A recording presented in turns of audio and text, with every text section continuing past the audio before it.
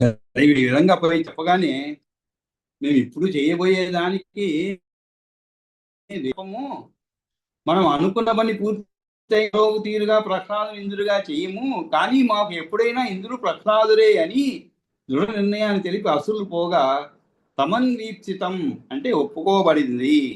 తమన్వీప్సితం అంటే ఒప్పుకోబడింది. కాబట్టి ఓ భగవంతుడా, మేము ఇద్దరము ఒకరినొకరు పగ తీర్చుకోవడానికి యుద్ధాన్ని ఆరంభించినట్లయితే మాలో ఏ పక్షము గెలుస్తుంది అని దానికి ఆయన ఇట్లా అన్నాడు. ఎవరి వైపు నుంచి అయితే రజిరాజు పోరాడుతాడో ఆ దిక్కు గెలుస్తుంది. అప్పుడు దైత్యులు వచ్చి రజిరాజును, మనకి ఎలాగైతే మహాభారతంలో శ్రీకృష్ణుడు ఎవరి వైపు ఉంటే అది గెలుస్తుంది మనకి తెలుసు, కానీ దుర్యోధనుడు తెలియదు అంటే ఆయన అంటే బలాన్ని చూసుకున్నాడు. ఆయన శత్రు అంటే మన సైన్య బలాన్ని చూసుకున్నాడు. అందుకే శ్రీకృష్ణుడి దగ్గరికి పోయిన చాలా రసోత్తరమైన సన్నివేశం అన్నమాట. ఒకరు కాళ్ళ దగ్గర ఒకరు తల దగ్గర కూర్చోవడం అర్జునుడు. అప్పుడు ఎవరు ముందుగా వచ్చినా కూడా దుర్యోధనుడు తల దగ్గర కూర్చుంటాడు, ఎందుకంటే ఆయన గర్వం ఎక్కువ. శ్రీకృష్ణుడి పాదాల కింద కూర్చునేందుకు ఆయనకి అడ్డొచ్చింది అనమాట.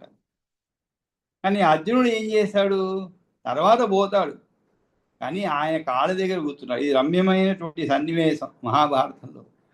అప్పుడు శ్రీకృష్ణుడు కళ్ళు తెరవగానే ఎవరు కనబడతారు, కాళ్ళ దగ్గర కూర్చున్న వ్యక్తే కనబడతాడు కదండి. తల దగ్గర కూర్చి మనం తల వెనక్కి దిగుతాడు, లేదు నేను ఉన్నాను చెప్పాలి. చాలా చాకచక్యంగా అర్జునుడి వైపు చూసి నీకేం కావాలని ముందే కోరుకోమంటాడు. ఆ విధంగా కథ ఒక రక్తి కట్టిస్తుంది అనమాట. అట్లాగే ఇక్కడ కూడా ఎవరి నుంచితే రజిరాజు పోరాడతాడో ఆ దిక్కు గెలుస్తూ చెప్పగానే అప్పుడు దైత్యులు వచ్చి రజిరాజును తమకు సహాయంగా నిలుపని కోరారు అనమాట. రజిరాజుని కోరారు వాళ్ళు. కోరితే మీకోసం పోరాడుతాను, కానీ అమరుని గెలిచినాక నేనే ఇంద్రుడు అయ్యేటట్లయితే అని అన్నారు. ఇది ఎట్లా ఉందంటే పార్టీ ఫిరాయింపుదారులు ఉంటారు, వాళ్ళు కండిషన్స్ పెడతారండి. పార్టీ ఫిరాయింపుదారులు అంటే ఈ పార్టీ నుంచి ఆ పార్టీకి పోయేటప్పుడు కండిషన్స్, నాకు మినిస్టర్ పదవి కావాలి, వీలైతే ముఖ్యమంత్రి పదవి కనీసం పూర్తి టర్మ్ కాకపోయినా 2 సంవత్సరాలు లేదు 3 సంవత్సరాలు, 2.5 సంవత్సరం, సగం 50-50, 5 years కాబట్టి ఎలక్షన్ మళ్ళీ రీఎలక్షన్ రావంటే 5 సంవత్సరాలు పడుతుంది. అట్లా కోరికలు ఉంటాయన్నమాట. ఆ డిమాండ్స్ వాళ్ళు ఒప్పుకుంటే సరే వాళ్ళ పక్క చేరుతారు, లేదు అంటే అలాగే ఉంటారు. కానీ సామాన్యంగా ఇలాంటి కోరికలు కాస్త కూస్తో తీర్చి మొత్తానికి ఇలాంటి సంఖ్యాబలం ఉండాలి కదండి. అది ఉంటేనే కదా ఏదైనా చేయగలుగుతారు. ఆ విధంగా అమరులు గెలిచినాక ఏం చేయాలి, నేను ఇంద్రుడిని అయ్యేటట్లయితే అని అన్నాడు. కండిషన్ పెట్టాడు, నేను వస్తాను, యుద్ధం చేస్తాను, గెలిస్తే నేనే ఇంద్రుడు అవ్వాలి. ఆ మాట విన్న దైత్యులు మేము ఒకటి చెప్పి మరొక తీరుగా చేసేవాళ్ళం కాము, మాకు ఇంద్రుడు ప్రహ్లాదునే, ఆయన కోసమే మా ఈ ప్రయత్నం అని చెప్పి వారు వెళ్ళిపోయారు. సరే పోతే పోని, రాకపోతే వెళ్ళే మనకి పెద్ద ఉడిపోయేది ఏం లేదు అనమాట. అప్పుడు తర్వాత ఏం చేశారు, అమరులు వచ్చారు, దేవతలు వచ్చారు, వేడుకున్నారు. వాళ్ళకి కూడా రజిరాజు రాకాసులతో చెప్పిన మాటనే వినిపించాడు. అట్లా పలుకుగానే దేవతలు వెంటనే నీవే ఇంద్రుడు అవుదు గాని అని తలూపారు అనమాట. నీవే ఇంద్రుడు అని వాళ్ళు తలూపేశారు. కాబట్టి భగవన్ అస్మాకమత్ర విరోధి కతర పక్షోషతీతి అథాహ భగవాన్ ఈశామర్థే రజిరాత్ ఉత్తాయుధో యోత్సతీతి అథ దైత్యే రూపేత్య రజిరాత్మ సహాయ ప్రాహ యోష్యేహం భవతామర్థే యద్యహం అమరజయాత్ భవతామింద్రో భవిష్యామ ఇతి ఆకజ్ఞయేతత్ తైవి అవిహితో నా వయం అన్యథా వదిష్యామో అన్యథా కరిష్యామ. వధిష్యామ కాదండి, వధిష్యామ అనాలి. వధిష్యామ అంటే చంపడం. అందుకనే ధర్మం సత్యం వద, ధర్మం చెర అంటుంటాం. దాన్నే కాస్త అంటే ఈ రోజుల ప్రకారం కలియుగంలో సత్యం ధర్మం వధ, సత్యం చెర అని చెప్తుండే. అంటే వధ అంటే ఏమిటి, చంపడం అన్నమాట. కాబట్టి వధ అంటే చెప్పడం. కాబట్టి అన్యథా కరిష్యామ, నేను ఏదో ఒక మాట చెప్పేసి సరే ముందు చెప్పేస్తే ఏం పోయింది, గెలిచినప్పుడు చూసుకుందాం, ఆ పద్ధతిలో కాదండి. ముందుగానే బేజీ వేసి ఒకవేళ గెలిచినప్పుడు ఈయన అడుగుతాడు కదా నాకు ఇంద్రపదవి ఇవ్వమని, అప్పుడు ఇవ్వగలుగుతామా, ఇష్టం లేదు వాళ్ళకి. కాబట్టి ముందుగానే చెప్పేశాను. అస్మాకమింద్ర ప్రహ్లాద తదర్థం ఉద్యమ ఇత్యుక్త్వా గతేషు అసురేషు దైవైః అవనీపతౌ పతి ఏవం ఉక్తః తేనాపి చ తథైవోక్తే దేవైః ఇంద్రత్వం భవిష్యతి ఇది సమన్వీక్షితం. సరే, దేవతలు మాత్రం సరైన ఒప్పుకున్నారన్నమాట. ఆ తర్వాత ఏం జరిగింది? రజినాపి దేవ సైన్య సహాయేన అనేకై మహాస్త్రైః తదేశ వసురబలం నిషూదితం అత జిత అరాతిపక్ష చరణ యుగల ఆత్మ శిరసా నిపీడ్య భయత్రాణాదన్ననానాత్ భవాన్ భవాన్ అస్మిత అశేష లోకానాం ఉత్తమో భవాన్ యస్యాహం పుత్రస్త్రీంద్రః. కాబట్టి భయత్రాణాదా ఇది. భయత్రాణం అంటే ఏమిటి? అన్నదాత భయం నుండి కాపాడినవాడు, కన్ను ఇచ్చినాడు, కన్నవాడు, ఉపనయనం చేసినవాడు, చేరదీసినవాడు, ఐదుగురు కూడా తండ్రులు అనబడతారనమాట.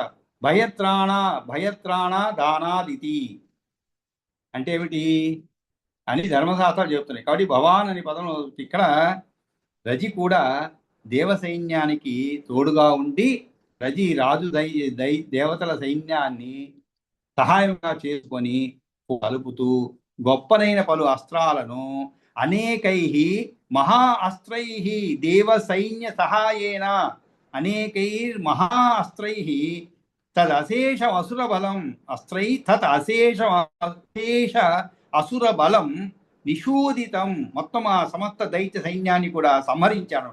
అథ జిత అరాతి పక్షశ్చ. జిత అరాతి, అరాతి అంటే శత్రు, జిత అంటే జయించి. కాబట్టి అనంతరం శత్రుపక్షాన్ని అంతా జయించిన వెంటనే ఇంద్రుడు రజిరాజేంద్రుడు 2 పాదాలపై ఇంద్రో రజి చరణ యుగల ఆత్మశిరస్పీడ్య.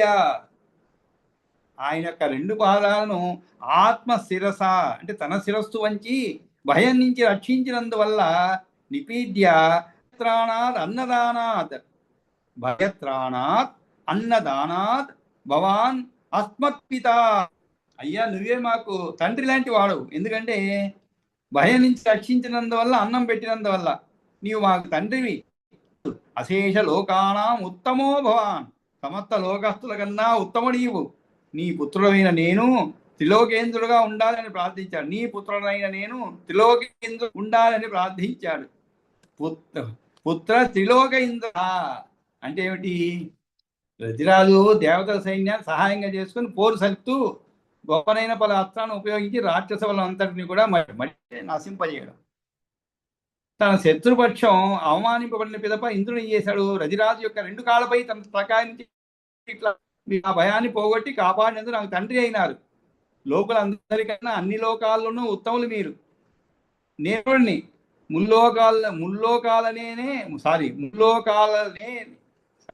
ముల్లోకాలనేలే ఇంద్రుని అని పలికాడనమాట. అంటే తమాషా ఏంటంటే ముందేమో ఒప్పుకున్నారు, సరే శత్రువులు చంపిన తర్వాత ఇది వాళ్ళకి ఇష్టం. చూడండి, అక్కడ రాక్షసులే గొప్పవాళ్ళు అనిపిస్తుంది మనకి. ఏంటి వాళ్ళు మేము ఉన్నది ఉన్నట్టుగా చెప్తాం, ఒక మాట చెప్పి ఇంకో మాట మళ్ళా అది చేయకుండా వేసి అలా ఉండదని చెప్పేశారు, నిక్కచ్చిగా చెప్పేశారు. కానీ వీళ్ళు అలా చెప్పలేదు దేవతలు. సరే కానీ చూద్దాం అని చెప్పారు. చివరికి జయించిన తర్వాత ఏం చెప్పారు? నువ్వు ఇంద్రుడు నా భయాన్ని పోగొట్టి కాపాడి నాకు తండ్రి అయినారు అంటే ఇక్కడ తండ్రి అనేటువంటి వాడు ఎన్ని రకాలుగా ఉంటారు అంటే అన్నదాత భయం నుండి కాపాడినవాడు, అన్నదాత భయం నుండి కాపాడినవాడు, కన్యను ఇచ్చినవాడు, కన్నవాడు, ఉపనయనములు చేసినవాడు, చేరదీసినవాడు, ఈ 5గురు కూడా అనబడుతున్నారు అనమాట అని ధర్మశాస్త్రాలు చెప్తున్నవి.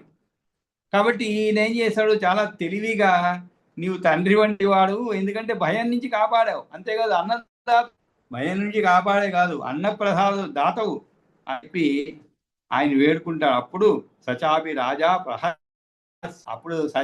రాజా ఆ రాజు కూడా ప్రహస్య అంటే ఏమిటి? నవ్వుతూ ఏవమేవ అస్తు, సరే అలాగే కానీ, ఏవమేవ అస్తు అంటే అలాగే కానీ, అనతిక్రమణీయాహి వైరిపక్షాత్ అవి అనేక విధచాటు వాక్య గర్భా ప్రణతి ఇత్యుక్త్వా స్వపురం ఆజగామ.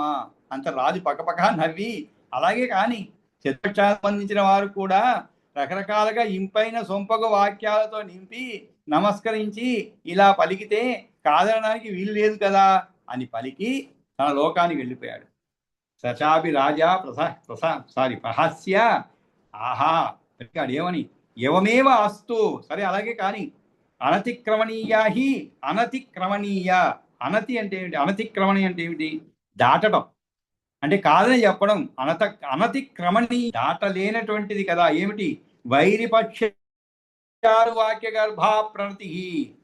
వైరిపక్షాదపి, వైరిపక్షం అంటే శత్రువులు, శత్రుపక్షానికి సంబంధించిన వారు కూడా రకరకాలుగా అనేక విధ చాటు వాక్య గర్భా ప్రణతి, వాక్యాలతో నింపి, ప్రణతి అంటే నమస్కరించి, ఇంపైన సొంపగు వాక్యాలతో నింపి నమస్కరించి ఇలా పలికితే స్వపు ఈ చెప్వా స్వపుర ఆజగామ అంటే ఏమిటి, శత్రువులు కూడా దగ్గరికి వచ్చి నీవు ఇంద్రుడు చంద్రుడు నాకు నీ సకాలి తప్పదని కాళ్ళ పైన పడితే ఏం చేస్తాము, సరే అంటాం. అంటే చూడండి, ఈయన కూడా ఇంద్రుణ్ణి నీవు శత్రువు అని చెప్పారు. ఎందుకంటే శత్రువు కూడా అలా కాళ్ళపైన వచ్చి పడి నాకు అది కావాలి ఇది కావాలని ఏదైనా కోరుకుంటే కాదనలేని వాళ్ళు కాదనలేము. అలాంటిది నీవు అడిగితే ఇంక కాదని ఎలాగా అని చెప్పి చెప్తా సపురం ఆజగామ. కాబట్టి అనేక విధమైన చాటువులు అంటే ఏమిటి, ప్రియమైన మాటలు. గర్భే అంటే లోపల, యస్యాహ దేనికో, సా అది, అనేక విధ చాటు, అనేక విధ చాటు వాక్య గర్భ అదే ప్రణతి. వైరి పక్షాత్ అపి అంటే ఏమిటి, భగవాని పక్షమునందున్న వానికి కూడా కాదనరానిది. వైరి అయిన వాని చేత ప్రణయముగా పలికిన ముత్తడునైనా అనుమతించాల్సిందే అయినప్పుడు నీ వంటి వాని గురించి చెప్పేది ఏమున్నది అని భావం అన్నమాట. ఆ రజిరాజు కూడా పెద్దగా నవ్వి ఇట్లా అన్నాడు, అట్లాగే కానీ నీ మాట మీరిపోరానిది కాదనలేదు కదా. శత్రుపక్షం వాడు కూడా అనేక విధాలుగా ఉండే చాటు అంటే ప్రేమపూర్వక వాక్యములు పలుకు ప్రణతి అంటే తల వంచి నమస్కరించిన నీ చేసినట్లయితే కాదనలేము కదా, మన్నించక తప్పుతుందా. అదే నీవు అయినప్పుడు కాదని పోలేము అని పలికి తన నగరానికి మరలి వెళ్ళి, అప్పుడు శతక్రతు అపి ఇంద్రత్వం చకార. అనంతరం శతక్రతు ఇంద్రాధిపత్యాన్ని కాడు. స్వర్యాతే చ రజౌ, రజి స్వర్గానికి వెళ్ళిపోయినట. స్వర్యాతే చ రజౌ, రజి స్వర్గానికి వెళ్ళిపోయిన తర్వాత నారద ఋషి చ ఉదిత రజిసుత, నారద మహర్షి ప్రేరణతో నారద ఋషి చోదిత, నారద ఋషి చోదిత అంటే ప్రేరేపించండి. నారద మహర్షి ప్రేరణతో రజికుమారులు రజిసుతాహ శతక్రతం ఆత్మపితృపుత్రం సమాచారాత్ రాజ్యం యాచితవంతః.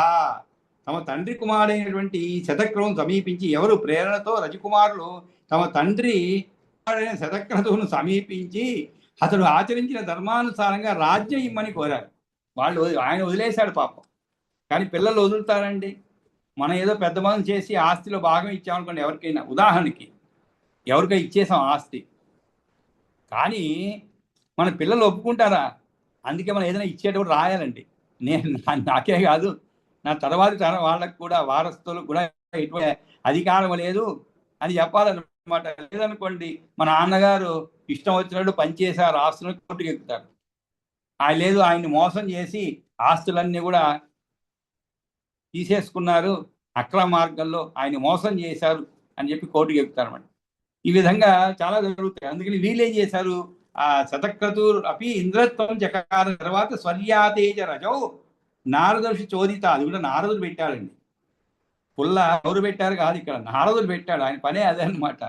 కొంతమంది ఉంటారు కదండి అట్లా, అయ్యే ఏమిటి మీ నాన్న ఇంతకీ ఏం చేశారు ఆస్తి, ఊరికే అడుగుతుంటారు. పాప నాన్నేమో అక్కడ పడుకుంటాడు మంచంలో అనారోగ్యంతో.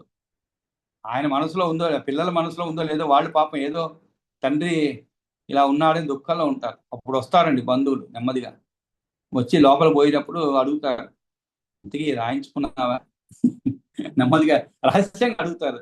ఎందుకైనా మంచిది రాయించేసుకో, తుప్పు కన్నా అనుకో, చాలా ఇబ్బందులు నీ పేర్లు ఉందనుకో ఇంకెవరు ఏం చేయలేరు. ఎందుకంటే ఆయన జ్ఞానవంతుడు ఉండేటప్పుడు, జ్ఞానం అంటే బుద్ధి బాగా పనిచేసేటప్పుడు రాయించుకుంటేనే చెల్లుతుంది. ఆయన బుద్ధి పోయిందనుకో, మతిస్థితి లేదనుకో, అప్పుడు రాయించుకుంటే చెల్లదు అని చెప్పి చాలా చట్టబద్ధంగా, అదేవిధంగా కాస్త ప్రేమ మాటలు జోడించి, అంటే దీంట్లో వాళ్ళేమి నిస్వార్థ సేవ కాదండి, దాంట్లో ఏదో ఉంటుంది కాస్త. అలా చెప్పి చివరికి ఆ కుటుంబంలో కలహాలు వచ్చేంత వరకు అన్నదమ్ముల మధ్య, అక్కచెల్లెళ్ళ మధ్య, తర్వాత చివరికి ఏ స్థాయి చేరుతుందంటే ఆ తండ్రి మరణించిన తర్వాత ఎవరు శవాన్ని లేపాలనే సందేహంలో పడిపోతుంది. ఆ శవ రాజకీయం చేసేస్తారు. అక్కడే ఉంటుంది శవం. ముందు ఇవన్నీ తేలాలంటాడు అన్న. తమ్ముళ్ళు అన్నేమో సరే కానీరా ఉంది దహన కార్యక్రమాలు కానీ అంటే అది చల్లదు అవన్నీ. తర్వాత నువ్వు ఏం చేస్తావో తెలియదు, మాకు తెలుసు, మోసగిస్తావు. ఇలా మొత్తానికి వాళ్ళు అనుకున్న కార్యక్రమాన్ని సఫలంగా చేసుకుంటారు అనమాట. ఇక్కడ నారదుడు అదే పని చేశాడు. నారద ఋషి చోదిత మహర్షి ప్రేరణతో రజకుమారులు తమ తండ్రి కుమారుని శతక్రను సమీపించి అతడు ఆచరించిన ధర్మానుసారంగా రాజ్యం ఇమ్మని కోరాడు. ఆత్మపితృ సూత్రం సమాచారా రాజ్యం యాచితవంత. కాబట్టి అనేక విధమైన రాజు కూడా శతక్రతుడు అంటే తండ్రి సొమ్ము కొడుకులు దక్కుతుంది అని సూత్రుల్లో ధర్మశాస్త్రం తెలుపబడినందున రాజ్యము ఇంద్రత్వమును కూడా తమ తండ్రికి పుత్రత్వం పొందిన ఇంద్రుని పాలు పంచి తండ్రి సొమ్ము కాబట్టి అప్పుడు యథావిధిగా శతక్రతు ఇంద్రత్వం చేసినాడు. రజిరాజు కాలం చేసిన తర్వాత నారద మహర్షి చేత పురికొల్పబడిన రాకుమారులు తమ తండ్రికి పుత్రత్వం పొందిన సురేంద్రుని లోకంలో ఉన్న ఆచారం ప్రకారం రాజ్యం ఇమ్మన్నారు. గెలిచినవాడు రజిరాజు. కన్న కొడుకులకే ఆ తండ్రి ఆశలో మొదటి అధికారం. పుత్రుడిగా ఆదరింపబడిన ఇంద్రుని కనుక రజిరాజు తర్వాత ఆయన కన్న కొడుకులకే ముందుగా దక్కుతుంది అన్నమాట. అప్రధానైన చ అవజిత్యేంద్రమతి బలిన అతడు రాజ్యం ఇవ్వకపోవడం చే అప్రధానైన, ప్రధానం అంటే ఇవ్వడం, అప్రధానైన అంటే ఇవ్వకపోవడం వల్ల చ అవజిత్య ఇంద్రం అతి బలిన ఆ అతిబలశాలు ఏం చేశాడు, ఇంద్రుని జయించి స్వయం ఇంద్రత్వం చక్రు జయించి స్వయంగా ఇంద్రత్వం చేశాడు అనమాట. తతశ్చ బహుతిథే కాలే, ఆ తర్వాత చాలా కాలం గడిచిపోయిన బహుతిథే కాలే వ్యతీతే అంటే గడిచిపోయింది. బృహస్పతి ఏకాంతే దృష్ట్వా, 3 లోకాలకు సంబంధించిన యజ్ఞబాలిన శతక్రతు ఏకాంతంగా బృహస్పతిని దర్శించి ఇలా బతిమాల, ఇదే పన్నెండు ఎప్పుడు ఇంద్రుడికి తన సీటు కాపాడడం కోసం నానా అవస్థలు పడుతుంటాడనమాట. అపహృత త్రైలోక్య యజ్ఞభాగ శతక్రతురాహ అపహృత త్రైలోక్య యజ్ఞభాగ, 3 లోకాలకు సంబంధించినటువంటి యజ్ఞభాగం కోల్పోయిన శతక్రతువు ఏకాంతంగా బృహస్పతి ఇలా బతిమాలాడనమాట. ఏమని? బదరీఫల మాత్రమప్యర్హసి మమ ఆప్యాయనాయ పురోడాశగండం ధాతువిత్యుక్తో బృహస్పతి రూచే. నాకు తృప్తి కలగడానికై రేగిబండంత పురోడాశ భాగం పెట్టదగి ఉన్నావు అని దీనంగా మాట్లాడగా బృహస్పతి గాలి చూపి ఇలా అన్నాడు, నీవు ఇదివరకే ఇలా నాతో అని ఉంటే నేను నీ కోసం చేయనిది ఏముంటుంది? కనుక పూర్వమేవ త్వయాహం చోదిత తద్మయా త్వదర్థం కిం అకర్తవ్యమితి. కిమకర్తవ్యమితి, కిం అకర్తవ్యం అంటే నీ కోసం చేయనిది ఏముంటుంది కనుక అంటే ఏమిటి? ఇక్కడ ఇంద్రుడు అడిగారు అనమాట బృహస్పతిని, నెమ్మదిగా బతికి రేగుబండంత పురోడాశ భాగం పెట్టదగి ఉన్నా అని దీనంగా మాట్లాడగా బృహస్పతి జాలి చూపి ఇలా అన్నాడు, నీవు ఇదివరకే ఇలా నాతో అని ఉంటే నేను నీ కోసం చేయనిది ఏముంటుంది కనుక బదరీఫల మాత్రమప్యర్హసి మమ ఆప్యాయనాయ పురోడాశ ఖండం దాతుమిత్యుక్తో బృహస్పతి రూచే యద్యేవం పూర్వమేవ త్వయాహం చోదితః స్యాం మయా త్వదర్థం కిం అకర్తవ్యమితి. కాబట్టి ఈ విధంగా కిం అకర్తవ్యం కానిది ఏమున్నది అని జత చేసుకోవాలన్నమాట. వ్యర్థముగా అంటే నీ బుద్ధితో ఆలోచనతో చేతగానితనాన్ని తెచ్చిపెట్టుకున్నావు, నాకు తెలిపితే ఉపాయంతో రజిరాజునే స్వర్గం నుండి కిందికి పడదోసేవాణ్ణి అని అని భావం అన్నమాట. నాకు పుష్టిని అంటే తృప్తిని కలిగించడానికి రేగు పండంత పురోడసు ముఖనైనా ఇవ్వలేకపోయినావు కదా అని అందుకు సమాధానంగా బృహస్పతి ఇట్లా పలికినాడు. ఇదే మాటను ఇంతకు ముందే అని ఉండినట్లయితే అప్పుడు నేను చేయలేదు ఏముండిది అని బూరెకు కూడా తీయని అప్పచ్చి అంటే పురోడాసం అని పేరున్నదనమాట. అప్పట్లో దానినే హోమంలో ఇచ్చేవాడు. బూరెకు కూడా తీయని అప్పచ్చి అంటే పురోడాసం అని పేరున్నది. అప్పట్లో దానినే హోమంలో ఇచ్చేది వారనమాట. ఆ తర్వాత స్వల్పైరివ హోభిత్వాం నిజం పదం ప్రాపయిష్యామి, కొద్ది రోజుల్లో నీ స్థానం నీకు తిరిగి వచ్చేటట్లు చేస్తాను. ఈ చబిదాయ తేషాం అనుబుద్ధి మోహాయ శక్రజే తేజో వృద్ధయే అని దేవగురు ప్రతిదినం ఏం చేశాడు? రజకుమారులకు బుద్ధిమోహం కలిగేటట్లుగా ఈ చబిదాయ తేషాం అనుదిన అనుదినం అభిచారికం బుద్ధిమోహాయ. బుద్ధిమోహాయ అంటే బుద్ధిమోహం కలిగేటట్లుగా శక్ర తేజో వృద్ధయే, శక్రు తేజస్సు అభివృద్ధి చెందేలాగా ఆభిచారికం హోమం చేశాడు. ఈ అభిదాయ తేషాం అనుదిన ఆభిచారికం, తేషాం అనుదిన ఆభిచారికం బుద్ధిమోహాయ శక్ర తేజో వృద్ధయే జుహావ. అప్పుడు ఏమైంది? జుహావ తేచాపి తేచ అపి బుద్ధిమోహాన్ అభిభూయమాన బ్రహ్మద్విష ధర్మత్యాగినో వేదవాద పరాంముఖా బభూవు. తతశ్చ తాన్ అపేత ధర్మాచారాన్ ఇంద్రో జగాన పురోహితాప్యాయుధ తేజాచమాక్రమత్. ఏతదింద్రశ్చ స్వపద చవనారోహణం శ్రుత్వా పురుషః స్వపద భ్రంశం దౌరాత్ నచ ఆప్నోతి. ఇక రజితనయులు కూడా ఆ బుద్ధిమోహం వల్ల చెడిపోయిన వారే. ఆయువు యొక్క పెద్ద కొడుకు అయిన శతరుద్ధుని యొక్క వంశం తెలుపడింది. అతనిదే మరొక వంశాన్ని చెప్తున్నాడు అధ్యాయం ముగిసేదాకా. ఏమని? కొద్ది దినాల్లోనే నిన్ను నీ ఇంద్ర పదవి ఎందుకు కూర్చోబెడతాను, విచారించమని చెప్పి బృహస్పతి రజిరాజు కుమారుల యొక్క బుద్ధులను, మోహము అంటే మంచి చెడును గుర్తించలేకపోవడం అన్నమాట. మంచి చెడులను గుర్తించలేని మోహం అంటామండి. ఆ మోహం అనేక విధాలుగా కలుగుతుంది మనకి. ఒకటే కాదు, ఒక వస్తువు పైన ఎక్కువ మనకి ఎక్కువ అనురక్తి కలిగింది అనుకోండి, అది మోహానికి దారి తీస్తుంది. ఎక్కువ అనురక్తి కలిగితే ఏ విషయమైనా సరే అనమాట. అందుకే ఎక్కువ అనురక్తి పెంచుకోకూడదు ఏది కూడా. దాని వల్లనే మోహం కలుగుతుందంటారు. ఆ మోహం వల్లనే అనేక విధమైనటువంటి అనర్థాలు జరుగుతూ ఉంటాయి అనమాట. ఇక్కడ ఆ బుద్ధి మోహం వల్ల చెడిపోయిన వారి బ్రహ్మద్విష, బ్రహ్మద్విష అంటే బ్రహ్మద్వేషం కలవారయ్యారు. ధర్మత్యాగినో, ధర్మం విడిచిపెట్టేశారు. వేదవాద పరాన్ముఖా బభూ, వేద ప్రవృత్తి పట్ల పరాన్ముఖులు అంటే ఏమిటి? విముఖులయ్యారు. బభూ తతశ్చ తాన్ అపేత ధర్మాచారాన్ని ఇంద్రో జగాన్. ఆ విధంగా ధర్మం ఆచారం వదిలివేసిన వారిని తాన్ అపేత ధర్మాచారాన్ ఇంద్రో జగాన, అటువంటి వారిని ఇంద్రుడు జయించి రోహితాప్యాయుత తేజాశ్చ. అంతేకాదు, ఆ అంతరం ధర్మం ఆచారం వదిలివేసిన వారిని ఇంద్రుడు సంహరించాడు. తన పురోహితుని వల్ల తేజస్సు అభివృద్ధి చెందగా శక్రుడు మళ్ళీ స్వర్గం ఆక్రమించాడు. శక్రుడు అంటే మళ్ళీ ఈ విధమైన ఇంద్రుడి పదవీచ్యుతిని తిరిగి స్వర్గారోహమైనటువంటి పురుషుడు తన పదవీ భ్రంశం దానివల్ల అనుభవించే దురాత్మత్వం పొందడు అని చెప్పబడింది. ఇక్కడ రజిరాజు కుమారుల యొక్క బుద్ధులకు మోహం మంచి జనం గుర్తించలేకపోవడం అనమాట కొరకు, మరియు ఇంద్రుని తేజస్సు బలము ఉత్సాహం పెరుగుట కొరకును ప్రతిదినముగా హోమాన్ని చేసినాడు అనమాట. శత్రువులకు పరోక్షముగా అపకారం చేయడం కోసం చేసే హోమమును అభిచార క్రియ అని అంటారు. అభిచార క్రియ అంటే రెండు రకాలు. ఒకటి మన వృద్ధి కాంచి చేసేటువంటి కొన్ని, మన వృద్ధి కోసం, మన ఆయుష్ కోసం, మన ఆరోగ్యం చేసుకునే కొన్ని ఉంటాయి. కొన్ని శత్రుపక్షం క్షీణించాలంటే ఏం చేయాలి? ఒక హోమం చేయాలి.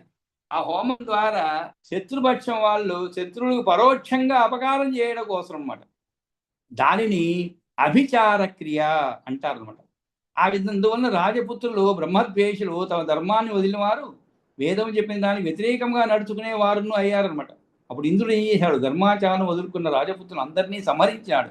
పురోహితుల చేత పుష్టిని పొందిన తేజస్సును కలవాడై స్వర్గాన్ని తిరిగి ఆక్రమించుకున్నాడు అనమాట.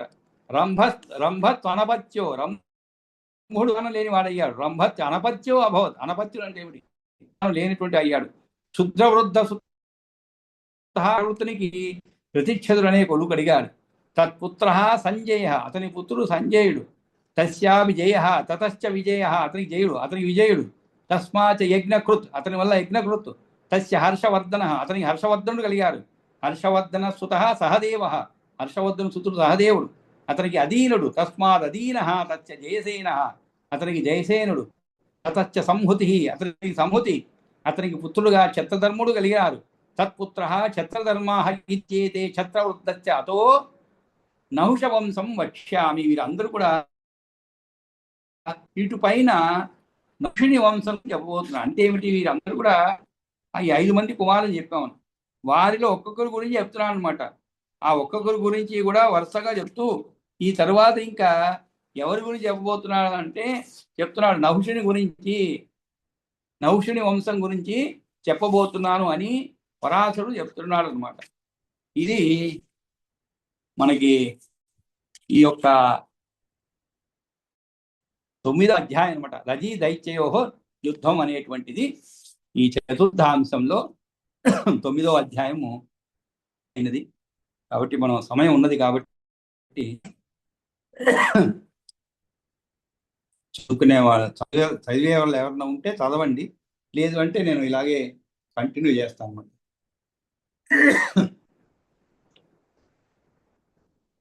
ఉన్నారా అండి ఎవరన్నా చదివే వాళ్ళు ఉన్నారా? నన్ను చదవమంటారండి మాధురి గారు? చదవండి, ఎవరన్నా చదవండి.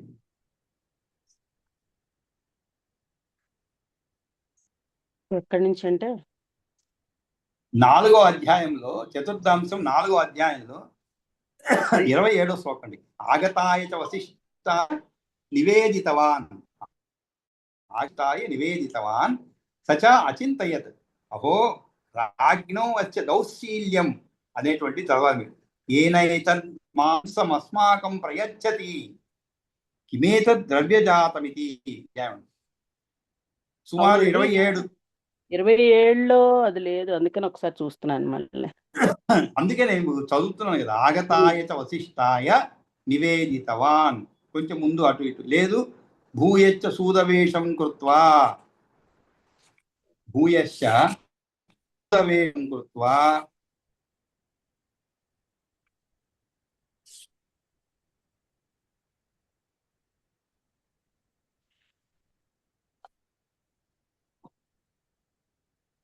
ఇది ఇక్కడ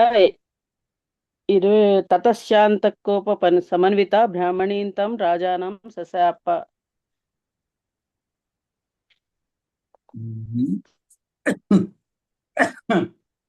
మీరు ఎక్కడ ఉన్నారు చెప్పండి. ఇంతకి 4వ అధ్యాయం. యథాన బ్రాహ్మణేభ్యః సకారాత్ సకాశాత్, యథాన బ్రాహ్మణేభ్యః సకాశాత్ ఆత్మా అపి మే ప్రియతః.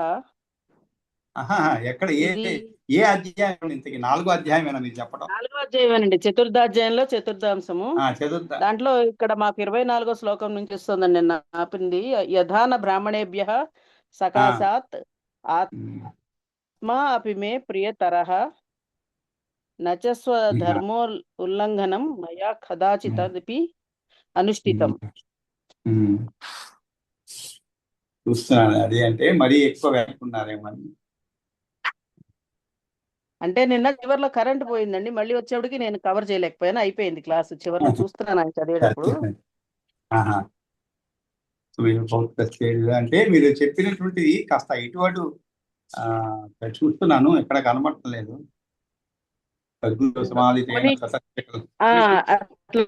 కాకుండా 4వ అధ్యాయంలో ఎన్ని శ్లోకాలు కింద నుంచి చదవాలో చెప్పండి. 26 అయిపోయిందండి. 27 కూడా అయిపోయింది. అదే 26లో మీకేమన్నా చెప్పండి. 26వ శ్లోకంలో స్వర్గాది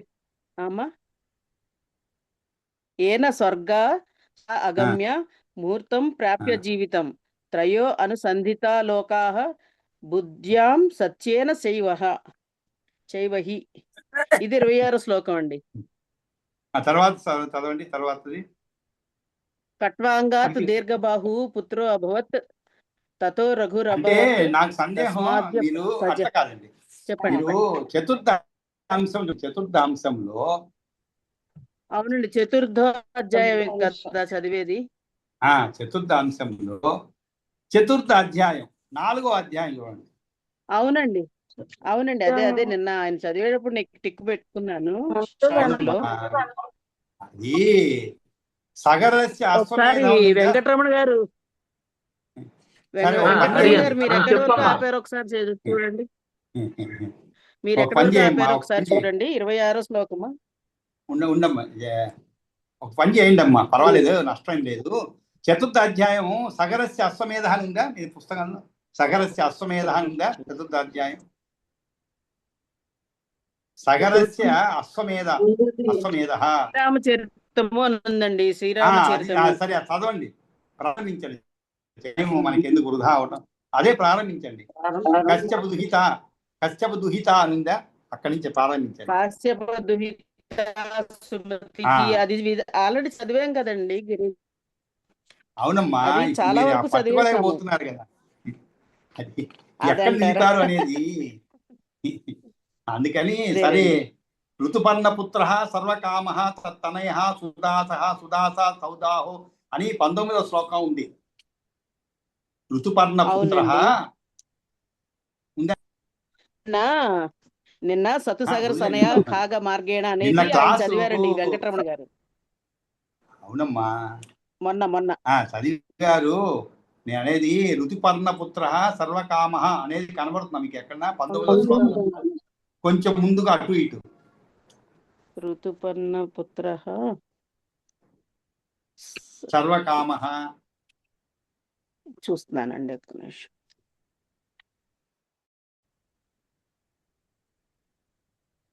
16-17 ఉంటుంది. అది నాకు 19లో ఉంది. భగీరథ స్మృత తస్యాపి నా భాగః తతోపి అంబరీష తస్మాత్ సింధుద్వీపః తస్యాప్యైతాస్వస్తత్పుత్రశ్చ ఋతుపర్ణః. సరే వెంకటరమణ గారు మీరు కంటిన్యూ చేసేయండి ఒక పావు గంట సేపు, ఎందుకంటే ఆయన కన్ఫ్యూజ్ ఉండదు కదా.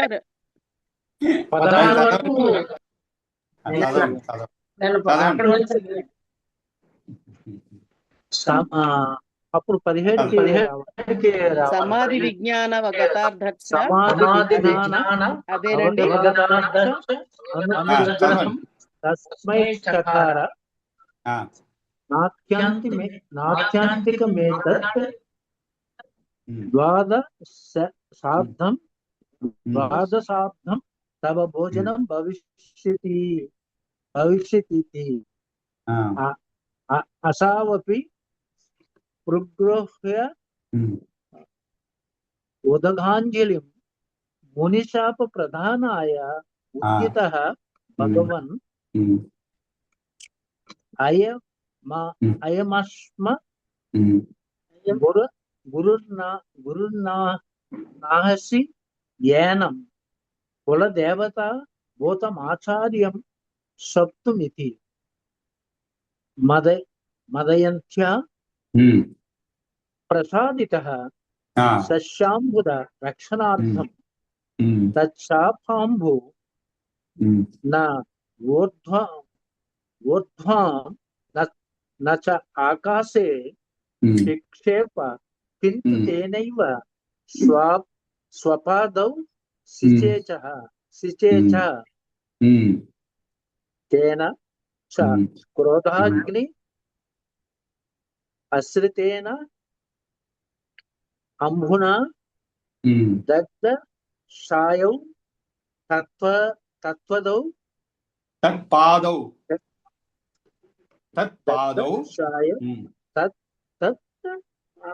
తత్వాదౌ అడిగే తత్వాదౌ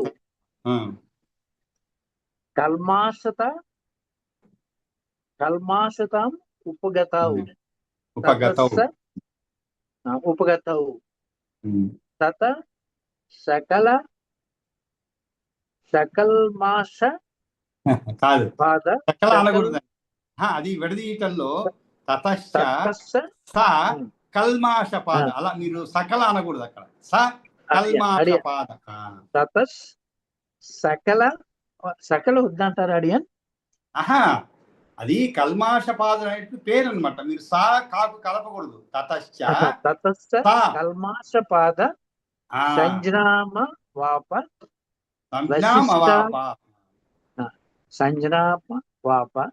వశిష్ట కాపాత్ర షష్ఠే కాలే రాక్షస స్వభావం ఉపేత్య అటవ్యాం పర్యటన్ అనేకసో మానుషాన్ అభక్షయత్.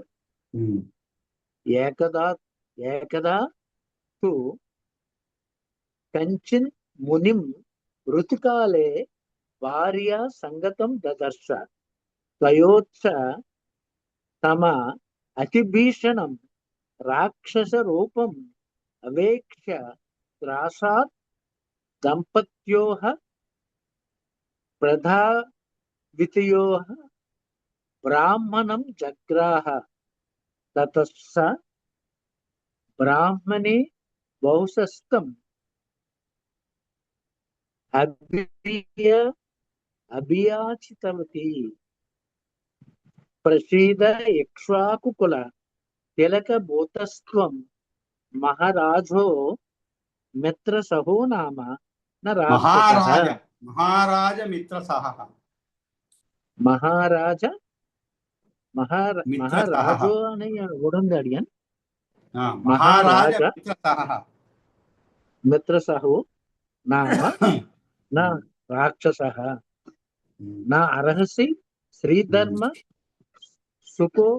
सुखाभिज्ञो मया कृतधायाम् इमम् अस्मत् भर्तारं हन्तुम् इत्येवं बहुप्रकारं तस्यां विलपन्त्यां व्याघ्रः पशुमेव अरण्ये अभिमतं तं ब्राह्मणम् अभक्षयत् ततः सात्विकोपसमन्विता ब्राह्मणे तं राजानं शशाप यस्मादेवं मया तृप्तायां त्वयायां मत्पति भक्षितः यस्मात् एवं विनंడి यस्मात् एवं मयि अतृप्तायां तृप्तायां కాదు अतृप्तायां मयि अतृप्तायां त्वयायां त्वया अयं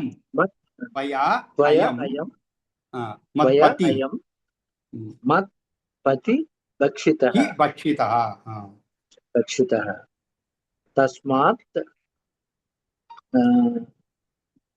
वमपि कामोपभोग प्रवृत्तो अंतं प्राप्स्यसीति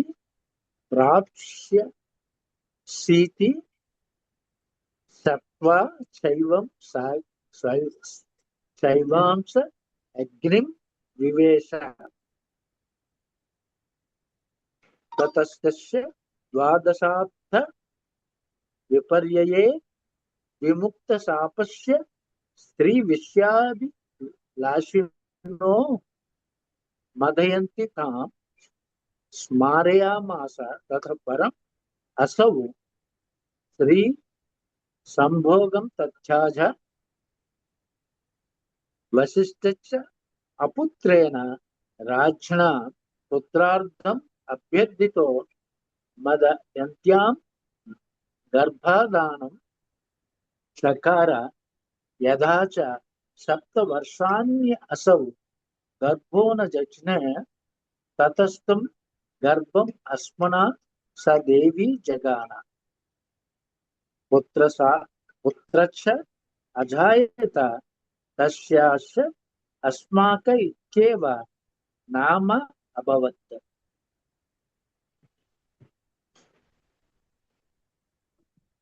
अस्माकस्य मूलको नाम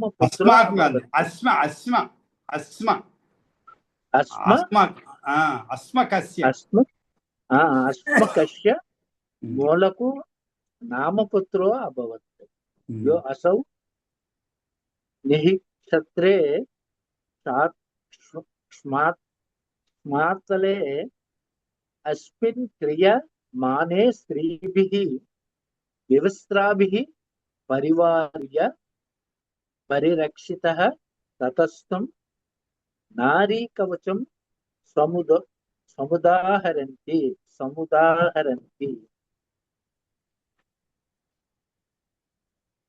मूलका दशरथः तस्मात् बिलिबिलः ततश्च विश्वसः तस्मात् खट्वांगः यो असौ देवासुराणां संग्राम